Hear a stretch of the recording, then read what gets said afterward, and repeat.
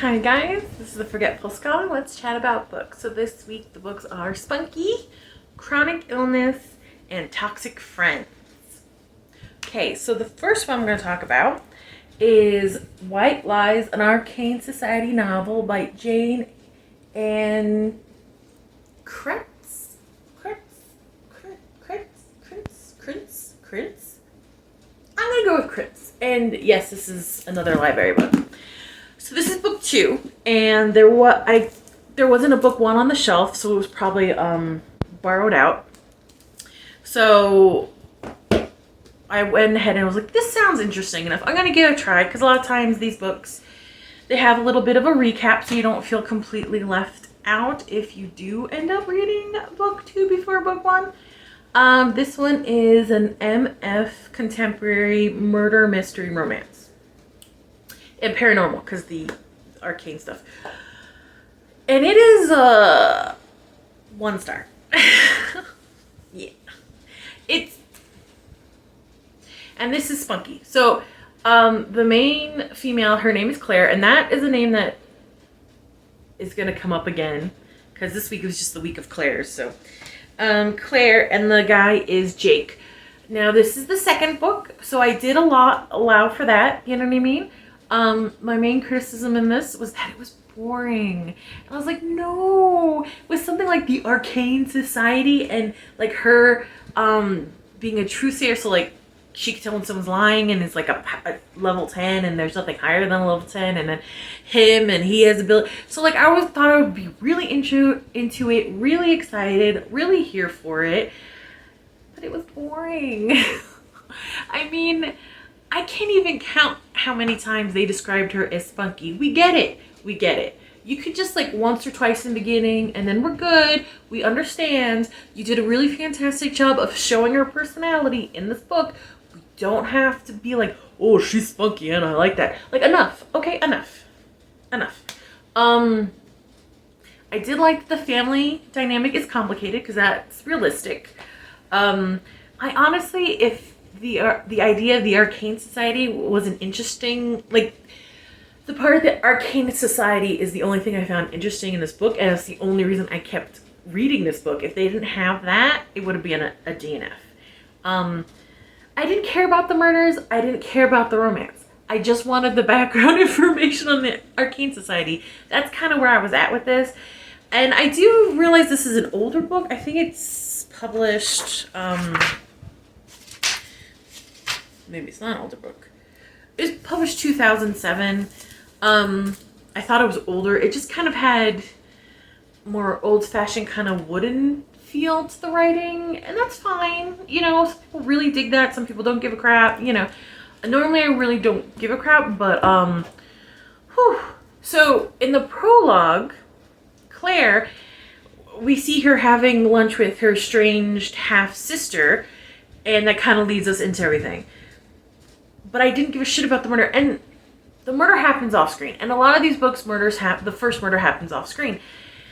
But the writers do a pretty good job of like bringing you into the mystery, because that's what, you know, mystery romance is what it's about. So you got to be interested in either of those things, or hopefully both, you know.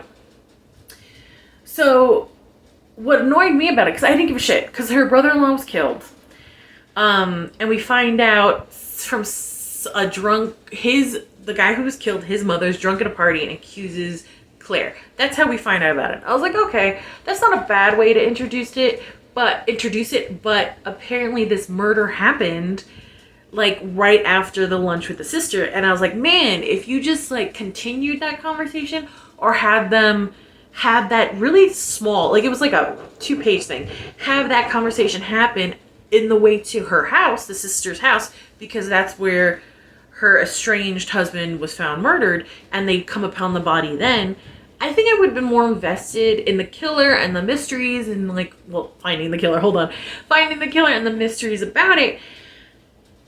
I just found it boring, and maybe it's because it's the second book. I don't know.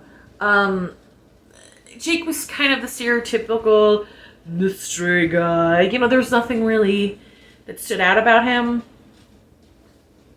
And Claire was like the classic, I'm short but spunky, rawr. And I'm like,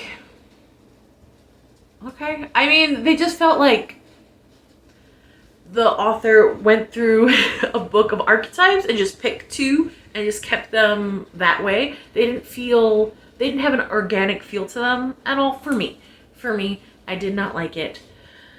Sorry, I did not like it. Okay, so the next book is Chasing Shadows, a South Shores novel, book 1, Karen Harper. Okay, and this is the second Claire of the week and the last one. Thank goodness. Just like, I don't know what happens sometimes. Like in a week, I read like either the hero's name is the same or the female's the same. Like it's weird how that coincidence happens. I live in the Matrix. I'm just seeing when this book was published. Okay, 2016. Okay, that makes sense because this didn't feel as wooden, but it still had kind of an old-fashioned sense to the writing. And this was MF, contemporary murder mystery, a romance novel. This is a 2-star, and I liked it a little bit better than the other one, and here's why. Okay, so there's Claire. She is basically she's divorced and has a daughter, Lexi, that she has majority of the custody with. And I was like, ooh, I haven't read a lot of romance novels with a divorcee single mom. I'm enjoying this. Ooh, could be fun. So I got really excited. She has narcolepsy and cataplexy. I am most likely not pronouncing that correctly. Basically, parts of her get paralyzed, or her body becomes paralyzed. And it's a combination with the narcolepsy. Now, this one is the chronic illness one. Now, this one I really had high hopes for because in the beginning, I absolutely loved the depiction of the chronic illness.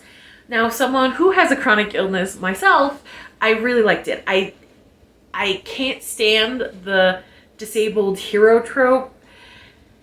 So, like, for example, and Jessica Calgan-Fozart does such a better job of explaining it than I do. But, like, say Daredevil. Okay, he's blinded, but his other senses are so heightened that he basically sees a 3D printing of the world, so he's basically not disabled at all. Stuff like that. Like, that's a little, like, no. Or it goes to the other side and the disability or the illness is all their whole personality, So I did like that Claire had a personality that wasn't her illness and that her illness was basically like a schedule management kind of thing, which, again, someone who has fibromyalgia and I have to take multiple different type of pills, different times a day. It does, like, or, the consequences are I could barely, like, it's hard to function. I can understand. I really like that basically her narcolepsy is like, yeah, I have it under control. I'm managing it. I'm starting a small business. I'm divorced. I have a kid. I'm doing this for my kid. And basically my illness is that, like, I have to take the pills this type of day. I have to take a nap at this time of day. I have to take, like, it was schedule management. And I was like, yeah, because that's kind of how it is. It's not her personality. It's just a schedule management thing. And at one point, she kind of misses a dose of her pills and, like, her anxiety and the small freak out about that. I was like, ooh, can relate. Yeah, that sucks. Totally. So I don't know if this author has someone in her family that has a chronic illness or they themselves have a chronic illness, but I thought that part of it fantastic. And that's where the whole 2 stars comes from. Because I could not give a shit about anything else. I mean, they did a great job with Claire and having a chronic illness. It wasn't like other books I read. I think it's up there somewhere. So Gina Walker, or Shadow Walker, something like that. She has this one book that I think I ranted about it before. That the 2 main girls had chronic illnesses, but they basically, it's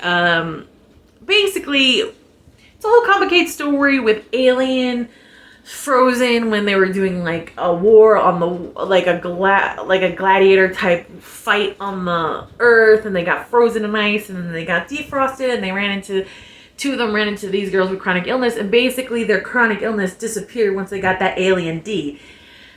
I'm sorry, no. Like, what the fuck? So it's either like super heroic, you know, disability or chronic illness person, or like they got the alien dick and now they're healed forever. Woo! And we're never going to talk about it again in this book.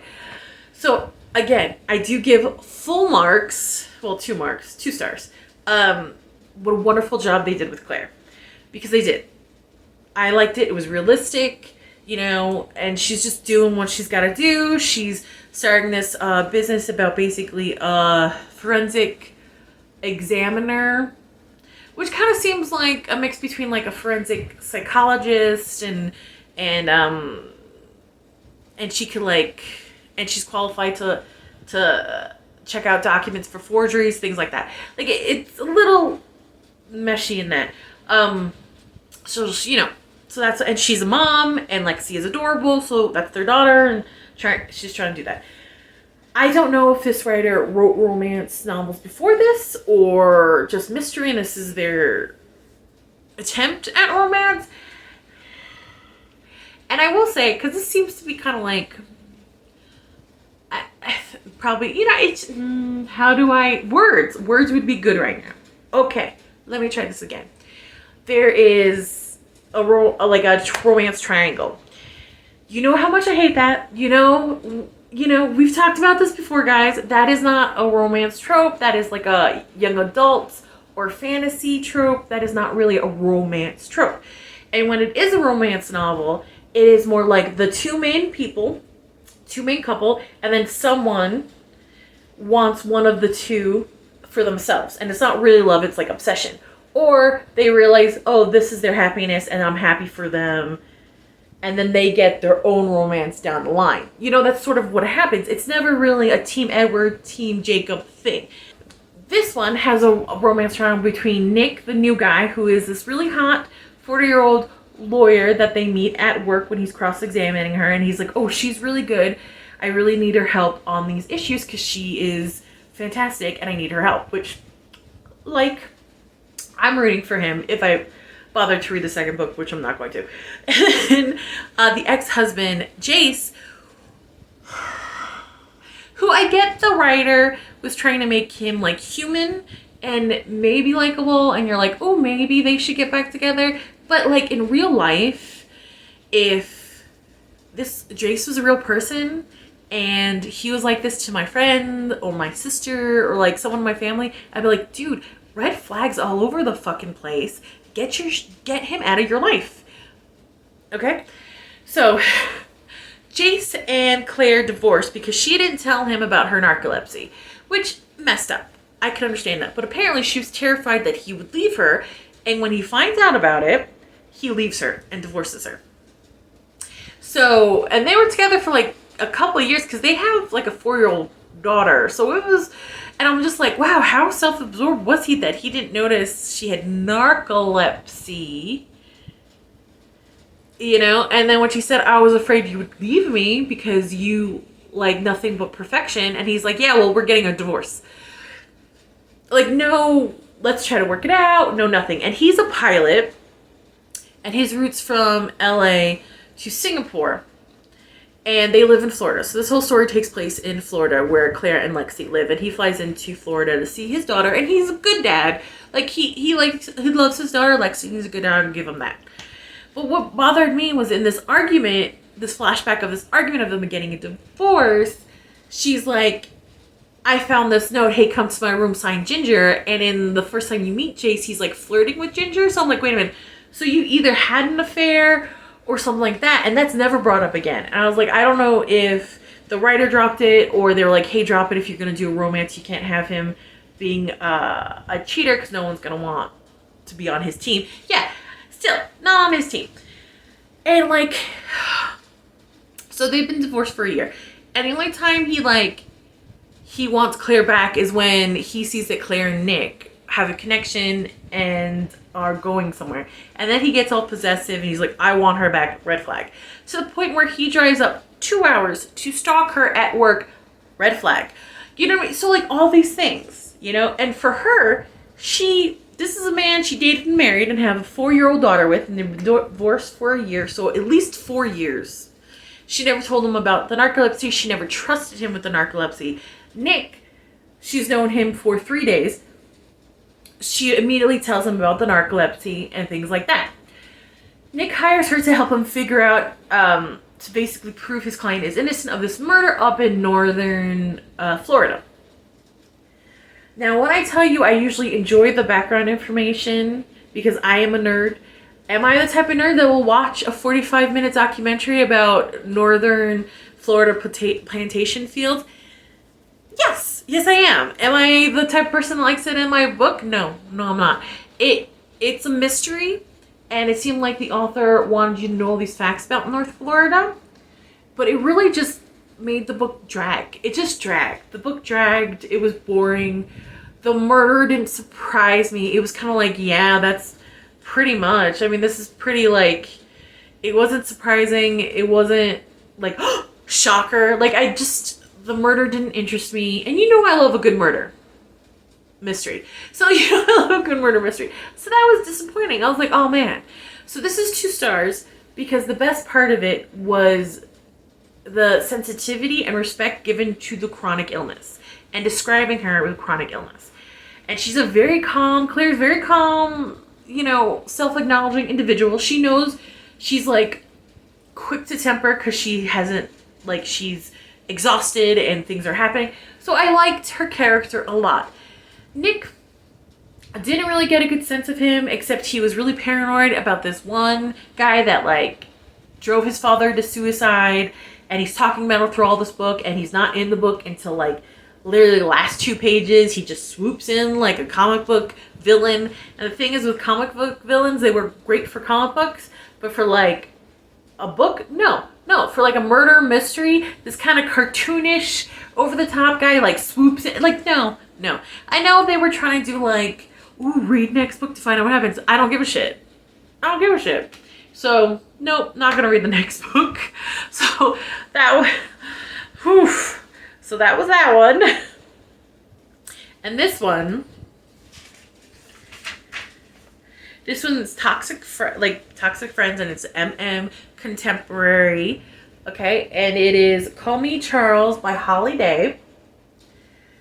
Okay. And I picked this one because after the other 2 disappointments, or not really disappointments, they are what they are, you know. But I was bored, so I wanted something cute, fast. I wanted to get that not adrenaline. What am I thinking of? Serotonin hit like right away. So I grabbed this book. It is super cute. I got that hit right away, the serotonin hit right away. It is a novella. It's only like 60 pages. And I enjoy this writer's ability to make a novella seem like a full-length epic book, even though it's very condensed. It doesn't drag on. It doesn't feel like, oh, when's anything gonna happen? Nothing like that. It's quick, it's to the point, but it doesn't feel rushed. It's great pacing. It doesn't feel rushed. So the main character is Charles and Hubert. Now, Charles works at a sandwich shop across the street, across the aisle, I guess in a mall, from Herbert's candy store. Now, Charles is a little nervous around Herbert because he sees Herbert as sort of like a leather daddy, but he's a sweetie.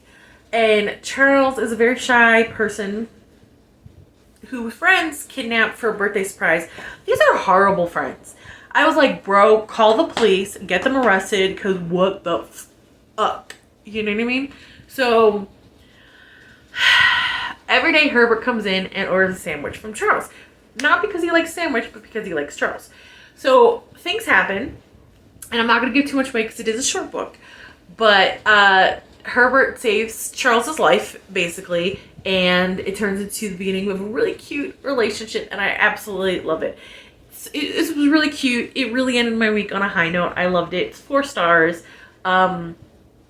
But seriously, I would have like call and get them arrested because they're, and even Herbert's like, these are toxic friends AF. If I ever see them, I'm gonna beat the shit out of them, all that kind of stuff. So that was great. I needed that little serotonin hit. Like I said, this author is great at making things happen quickly because the other books just felt like it dragged on where nothing happened for like chapters on end. So that was my week. I don't want to, but it's time for me to get back to the real world. Like, comment, subscribe, and I'll see you later. Bye.